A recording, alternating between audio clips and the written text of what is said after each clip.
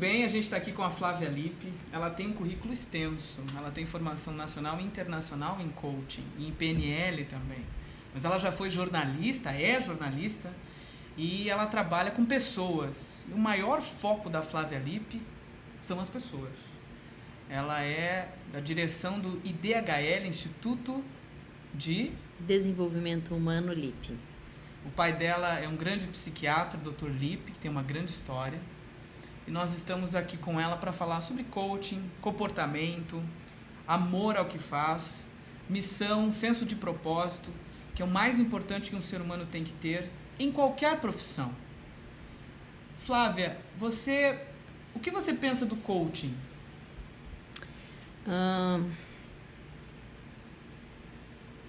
Se eu for pensar em termos de palavra, eu acho que é uma palavra linda. Você pensar que uma palavra resume um guia, né? Que a tradução literal disso, né? É um guia mesmo, é um tutor, é um treinador. Eu gostei muito dessa palavra guia. Eu nunca tinha visto a palavra com esse olhar, com esse né? olhar. Eu acho muito bonito assim quando a gente olha a origem da palavra. E a origem da palavra remete a muitos sentimentos para nós, né? Mas antes de qualquer coisa, eu queria fazer uma observação. Quando você estava me apresentando, eu te agradeço muito. Eu agradeço, inclusive, estar aqui com vocês, estar presente, poder dividir pensamentos, que eu acho que isso constrói, né, assim, os corações, as pessoas que estão ouvindo a gente. Mas eu não sou. Eu estou sendo nesse momento. Eu estou sendo nesse momento, porque exatamente nesse momento eu posso estar sendo transformada por você, pelos seus pensamentos, pelas dúvidas que podem aparecer dos ouvintes, pelas pessoas que vão nos perguntar tantas coisas. Então, eu estou sendo coach. Dentro dessa questão, é interessante a gente desconstruir o mito da materialidade. Hoje a física quântica já descobriu que a gente conhece só 1% do que existe. 99% a gente não vê, eles chamam de matéria escura, massa escura, uma coisa assim. Então, veja, existe muito mais de energia e existe muito mais acontecendo aqui do que apenas eu e você, do que apenas os computadores, o microfone, a sua camisa, a minha calça, enfim. Porque tudo isso é absolutamente transitório e passageiro. Então, isso que você falou é muito importante, né? Estou sendo, é um processo de caminhada constante, de transformação constante, né? E se a gente voltar assim, para o mais fácil de se compreender, né? Assim, até quando a gente fala da física quântica, da cura quântica, a gente está indo num caminho um pouco longe da realidade da nossa população. Não que a nossa população seja ignorante, mas nem todos têm acesso a essa informação. Então, se a gente voltar para o mais perto de nós e entender, a nossa caminhada ela é muito real. Né? Assim, quando a gente acorda e sai de manhã para o trabalho, para a escola, para levar o filho na escola, ela é muito real, esse trajeto é muito real. E nesse trajeto, muitas coisas podem acontecer. E essa transformação ela é muito real. Da mesma forma que ela é muito real quando a gente está conversando. Às vezes uma palavra, um fato, uma pergunta, um ato pode transformar algo. E eu passo a ser algo um pouco diferente do que eu estava sendo, porque alguma coisa acabou de me construir mais um pouco. Talvez uma dica, digamos assim, interessante para a gente que está ouvindo, para os nossos ouvintes, seja exatamente a percepção dessa realidade e dessas transformações que acontecem. Porque às vezes alguns de nós permanecemos meio que fechados ou não perceptivos, não abertos para essas mudanças, né? Para essa coisa da impermanência e às vezes muito apegados a certas realidades. Isso causa muito sofrimento. Aliás, isso é o centro da filosofia budista. O desapego dessa materialidade, dessa fixação, desse engessamento, o desapego disso nos ajuda a nos tornarmos mais abertos, mais maleáveis para o novo, para o que está acontecendo. Exatamente isso. Às vezes no trajeto de alguns minutos algo pode acontecer e pode mudar minha vida para sempre. Para sempre. Né? E acho que a gente voltando ao tema, que seria o coaching, o que eu penso do coaching, eu penso que é uma das ferramentas, hoje, uma das ferramentas mais fortes para um mundo tão rápido. Né? Nós estamos hoje na geração milênio, são pessoas que vivem de uma forma muito rápida, precisam de respostas muito rápidas e tem muitos desafios internos que não foram estabelecidos ainda. E talvez o processo de coach, eu digo talvez porque realmente eu não tenho certeza disso que eu estou dizendo para você, e não sei se isso pode ser modificado com alguma coisa nova que venha a acontecer.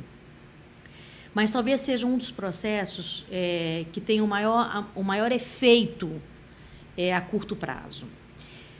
Existem 1000 modelos de trabalhos com seres humanos, da psicologia, da psiquiatria, da psicanálise, de tratamentos complementares, orientais, ocidentais, milenares, que fazem um trabalho de transformação humana, de desenvolvimento muito poderosos. O coaching já teve outros nomes, digamos assim, né? Exatamente nessa linha que você está falando, já teve muita gente trabalhando de muitas formas com os seres humanos. Muitas maneiras, né? E hoje ainda. Sim, claro. Né? Existem muitos complementos, né? Sim. E talvez, assim, a forma com que a estrutura de metodologia do coaching, né, que se aplicada de forma correta, ela realmente tem um efeito muito rápido. E é muito poderoso. Eu tenho muito vivido poderoso. isso com algumas pessoas que eu tenho atendido. E em poucos dias, em poucas semanas, se a ferramenta é utilizada da forma correta, ele realmente dá muito resultado. Dá muito resultado. Porém, como tudo que é estabelecido entre seres humanos, existem nuances desconhecidas para nós, né? Então... existe muito mistério, né? Muito esses 99% que a gente não vê. Tem muita coisa que a gente não consegue saber, né? Então, a gente estava conversando aqui um pouquinho antes da gente iniciar essa gravação, falando sobre a verdade e, como eu estava dizendo para você, a metodologia que nós utilizamos no IDHL é uma metodologia que nós desenvolvemos misturado com a metodologia de outros pensadores e nós não consideramos a nossa metodologia a melhor metodologia. Nós temos um estilo de metodologia, o nosso estilo é aproximar o ser humano da verdade, que eu acho que é aproximar realmente da boa convivência. E o que significa isso? A felicidade. É compreender a verdade do outro. Porque a minha verdade é diferente da verdade do outro, mesmo que o fato seja o mesmo. O fato é o mesmo, a história é a mesma, aconteceu no mesmo lugar. Mas as verdades são diferentes, porque os olhares são diferentes. E acho que o papel do coach entra nessa hora de uma forma muito importante. Que se ele acha que o olhar dele pode ser mais poderoso ou mais efetivo do que aquele que o está procurando... ele deixa de ser um coach, ele passa a ser um consultor, onde ele dá uma dica para essa pessoa ter uma solução, o que é bárbaro. Existem consultores sensacionais. Mas não é coach. E que fazem um trabalho um pouquinho diferente do trabalho de coaching.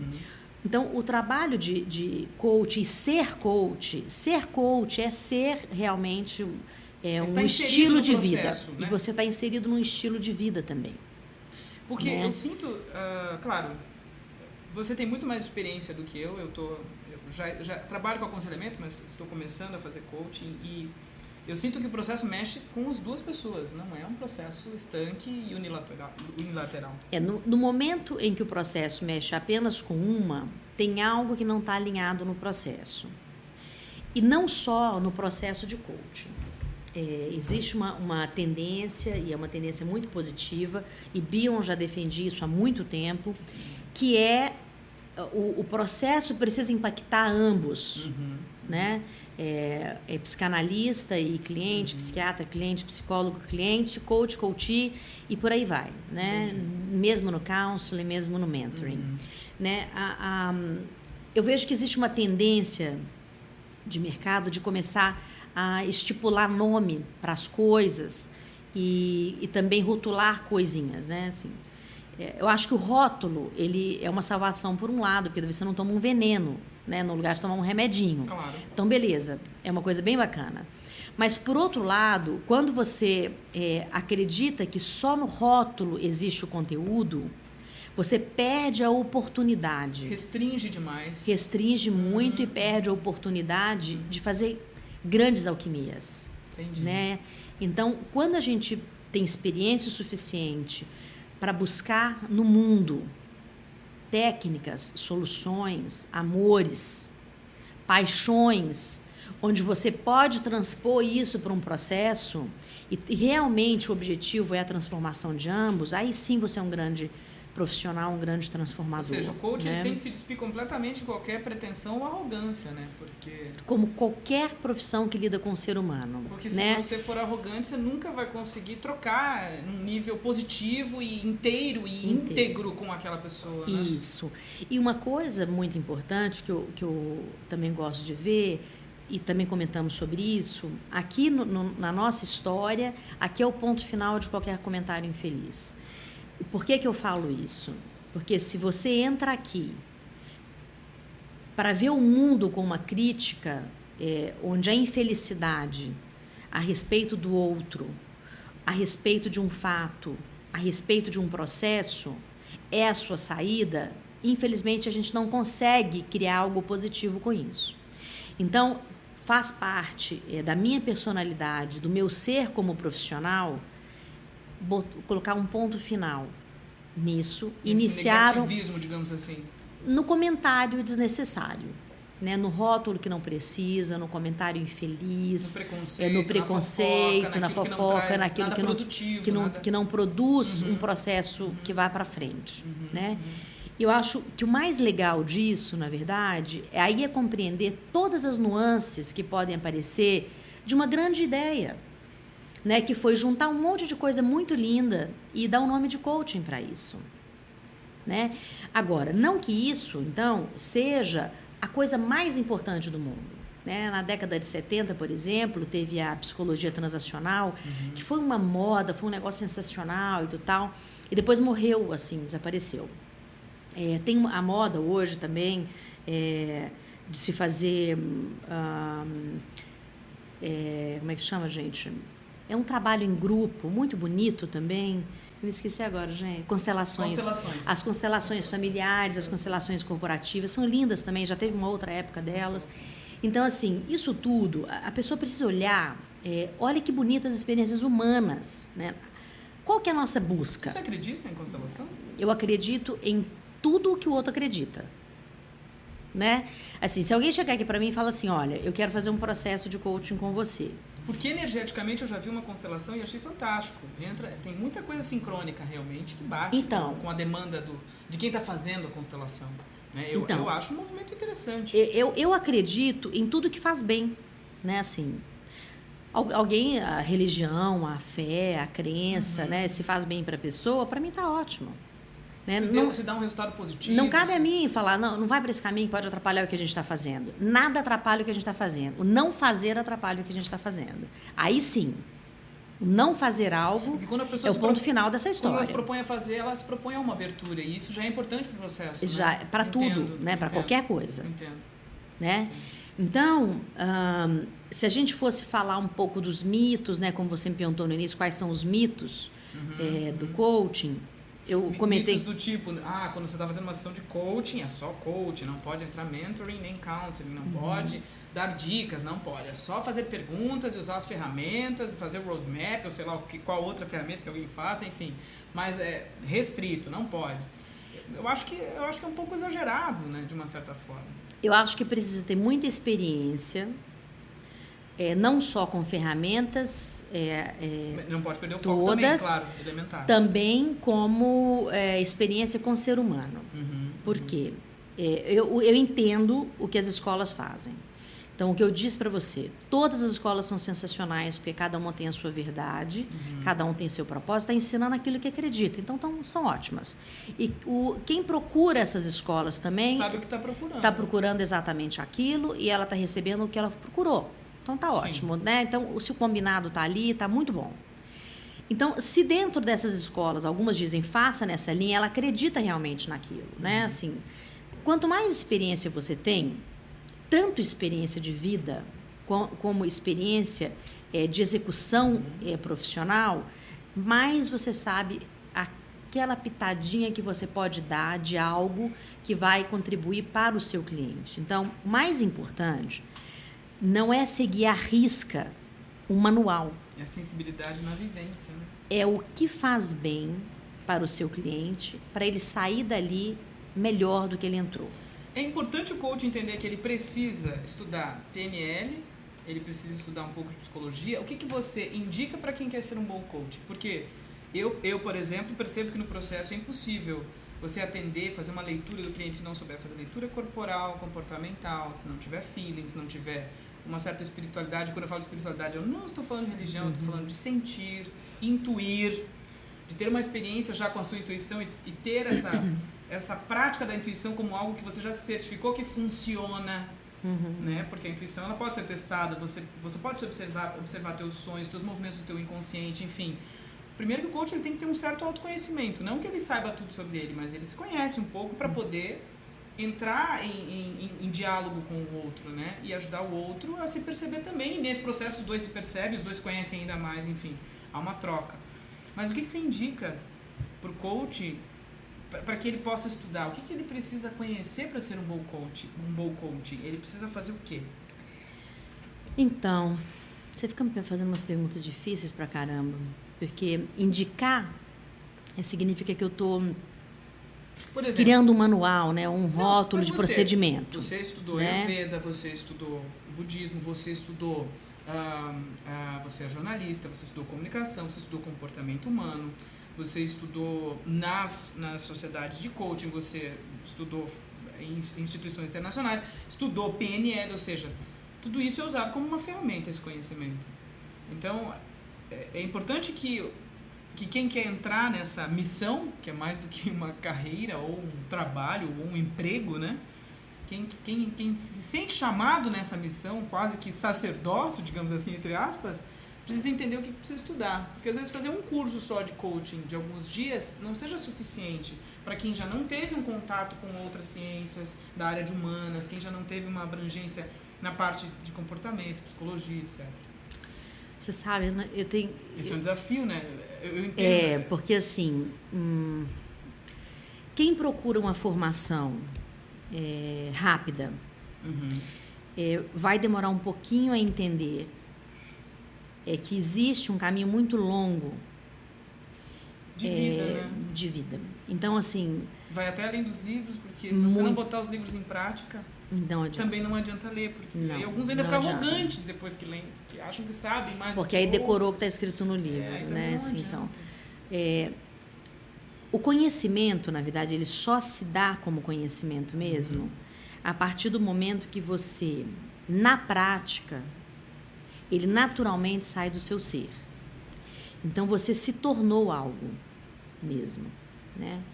Então, que lindo isso. Eu me lembro assim, às vezes dando aula, ou às vezes assim com algum cliente, ele falava assim para mim: nossa, Flávia, mas não tem nada na sua mão, assim, não tem uma coisa, né? Assim, qual a ferramenta que você usa? Eu quero usar uma ferramenta, eu quero que você me ensine uma coisa.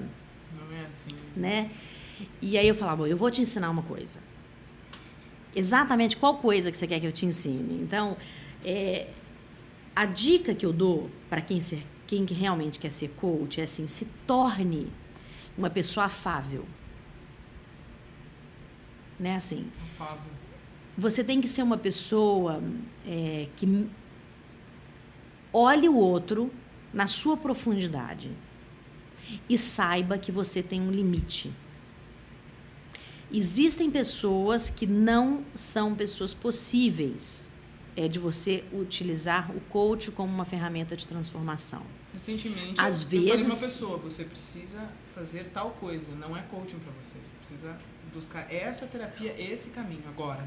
Ou talvez até, e isso é uma coisa que pode acontecer, talvez eu como coach, por exemplo, não seja o estilo e a pessoa que esse ser precisa.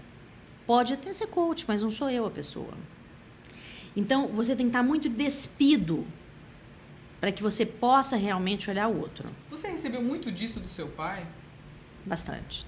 Porque eu vejo Recebi muito. Uma interação aí, né? Uma informação que veio. Recebi muito. Eu comecei a trabalhar com ele, eu tinha 14 anos, né? Que amor. E o meu primeiro, minha primeira dica de trabalho é: observe todos os passos do cliente quando ele chega dentro da clínica. Porque a forma dele andar, a forma dele falar, o seu sentimento, todo está sendo expressado no momento que ele entra aqui. Então, na psiquiatria, existe não só o apoio, né, que não necessariamente é patológico, algo que você tem que tratar, mas o apoio, como também pode existir o patológico, algo que você precisa curar, né? Já no coaching, são raros os coaches que têm a possibilidade de transformar e fazer a cura. Então, esse é um cuidado muito grande, porque está se dando muito poder ao coach, e essa forma de trabalho, ela mexe muito com o ser humano, e às vezes você desconstrói um ser nesse processo e você não tem o que fazer depois. E você vai devolvê-lo ao mundo desconstruído e vai ter que encaminhar essa pessoa a um psiquiatra, a um psicólogo ou a um médico para ele poder se reconstruir. Isso eu vi muitas vezes, já entraram várias pessoas aqui desconstruídas. Perfeito. Agora vamos falar sobre o poder das palavras. Porque as palavras, elas constroem e destroem. Elas têm um poder fantástico. Né? Eu dentro da teologia cristã, apesar de não ser cristã no sentido evangélico nem fundamentalista, mas acredito num Cristo que também é humano e que se identifica na nossa humanidade, a gente vê uma palavra na Bíblia chamada logos, né? Que é palavra, conhecimento, né? Então é interessante você entender o poder desse logos que permeia todas as relações. E é uma fala que está na verbal e também na não verbal. Na maneira que nós nos olhamos, nos tocamos, né? Na maneira que nós mexemos as sobrancelhas. Então as pessoas às vezes não entendem que a comunicação transcende aquilo que eu falo, e às vezes não está nem no que eu falo, está na verdade no que eu estou deixando de falar. Né? Então vamos entrar nessa questão do poder da fala, que é o que você falou, como alguém pode construir ou destruir um ser humano. E às vezes eu percebo que, antes de a gente começar a gravar, eu falei sobre disfunção familiar, disfunção social, que a gente vive muito forte isso, né? Os pais que amaldiçoam, né? Falam coisas muito negativas para os filhos. Né? O Dr. Daniel Amen, que é um psiquiatra americano, neurocientista, ele sempre fala que põe um cérebro, né? Ele estuda muito isso, põe o cérebro num ambiente negativo, ele ficará negativo. Põe o cérebro num ambiente positivo, ele será positivo. Então, essa questão do construir e destruir, vamos falar um pouco sobre isso. Então, somos seres, né? Todos nós somos seres, e agora existe a possibilidade de você ser um ser sendo coach. Né?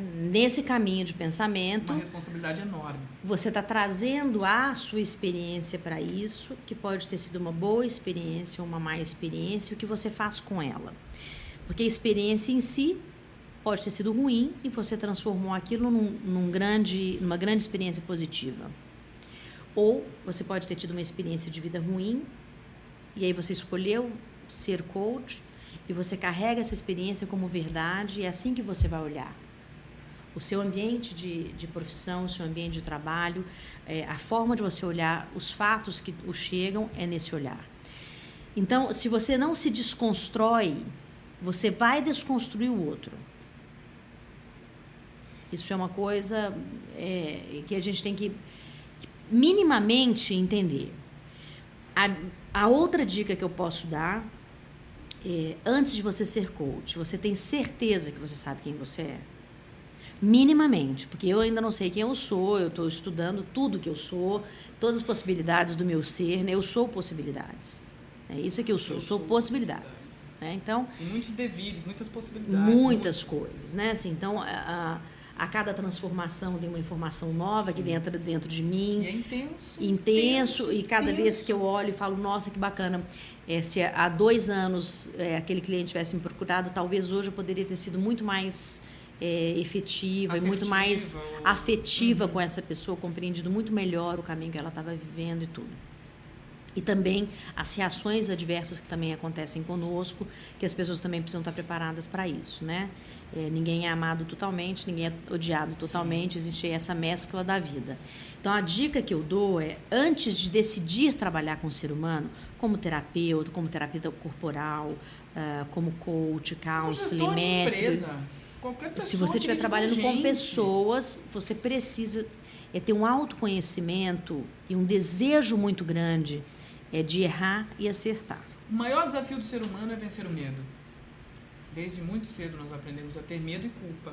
São 2 coisas que operam muito poderosamente, e é por isso que muitos vão ao psicanalista, ou ao terapeuta, ou ao coach, enfim, porque precisam vencer seus medos e conseguir construir sua história de uma forma mais efetiva, né? Conseguir resultados.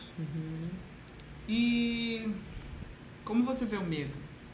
Então, eu não sei se o maior desafio do ser humano é vencer o medo. Eu acho que o maior desafio do ser humano talvez seja entender a finitude. Porque a gente, na verdade, vive querendo acreditar que não morreremos, que somos eternos. E nessa busca do eterno é que entram tantas questões.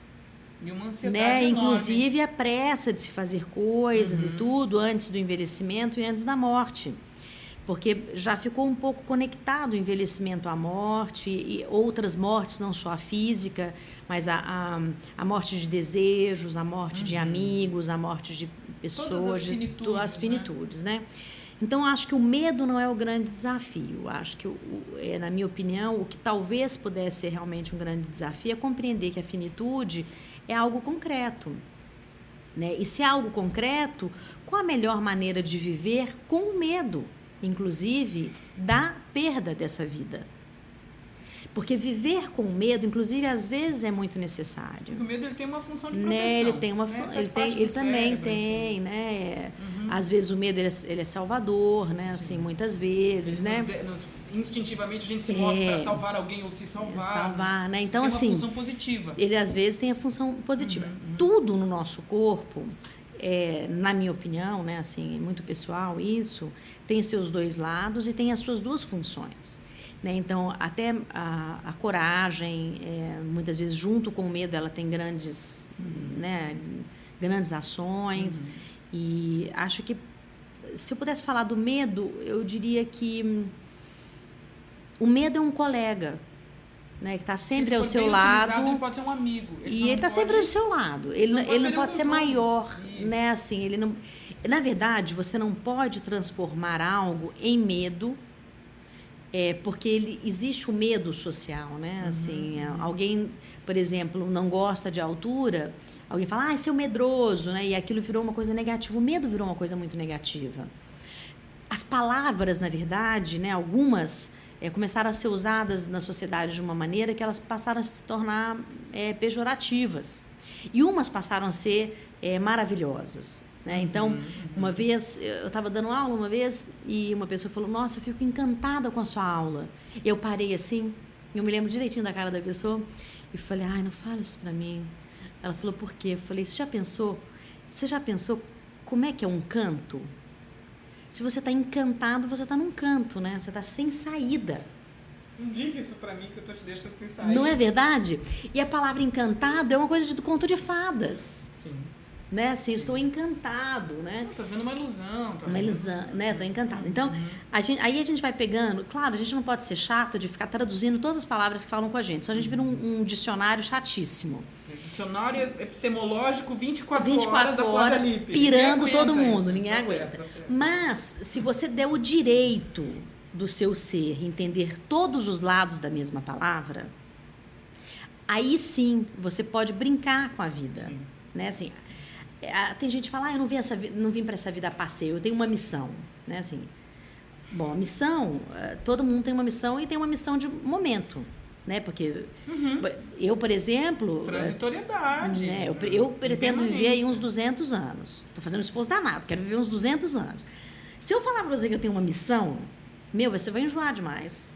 Vamos combinar? 200 anos a mesma missão... Fica difícil, então vai ser muito enjoativo. Vai ser chato pra caramba.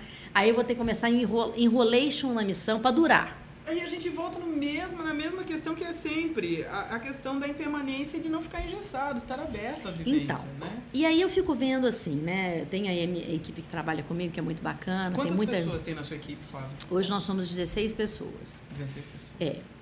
E tem todos os terceirizados, né? E pessoas que eu não trabalho como empresa... tradicional, como as pessoas conhecem. Acho que é até legal também falar um pouco sobre isso. Há alguns anos eu decidi trabalhar em esquema home office. Então, as pessoas que trabalham comigo trabalham em casa. Eu tenho profissionais que trabalham em Portugal.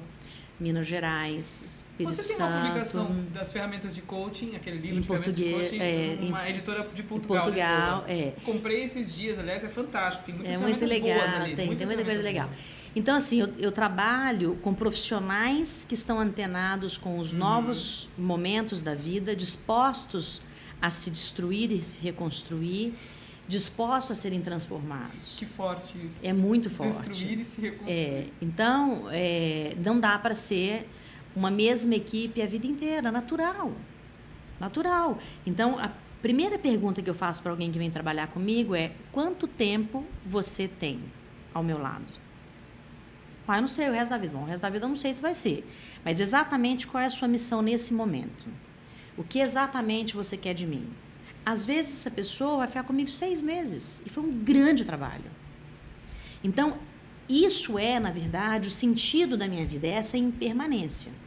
Às vezes pessoas como você, ou talvez até como eu, porque eu ouço muito isso, são tidas como arrogantes. Ah, mas essa pessoa é muito bem resolvida, essa pessoa é arrogante, porque ela fala tão bem sobre o que ela pensa, sobre as coisas que ela acredita, e ela se conhece. Como assim? Essa pessoa é arrogante. Por que as pessoas às vezes têm essa tendência de achar que pessoas disponíveis e abertas e que aprenderam e que trocam conhecimento, por que algumas pessoas acham que pessoas assim são arrogantes?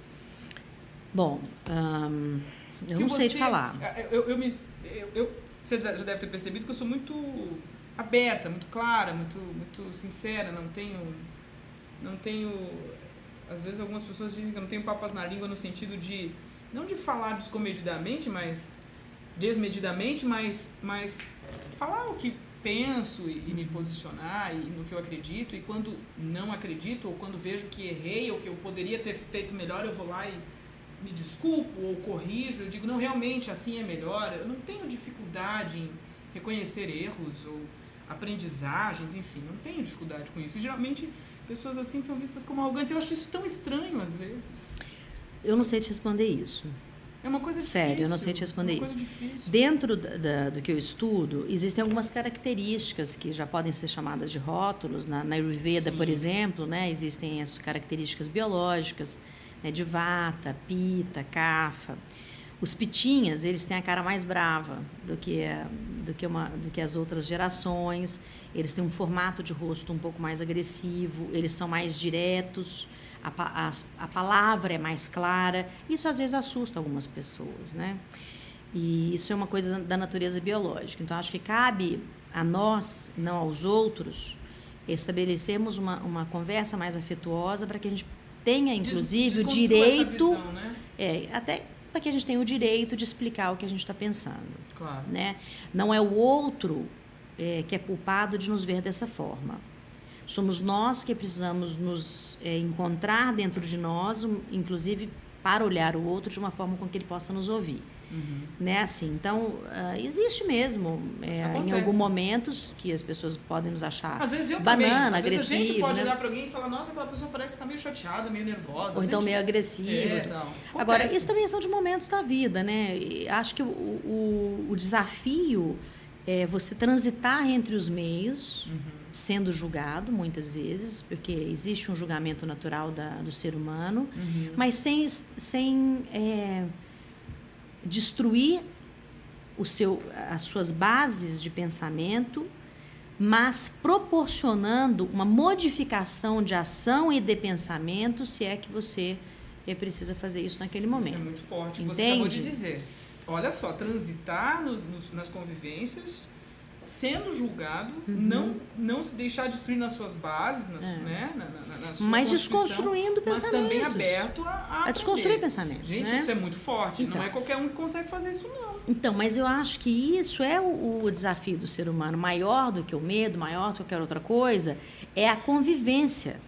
Né? Assim, por que a gente hoje tem problemas de relacionamento, tantos problemas de relacionamento? Acho que uma das coisas são os desalinhamentos de expectativas.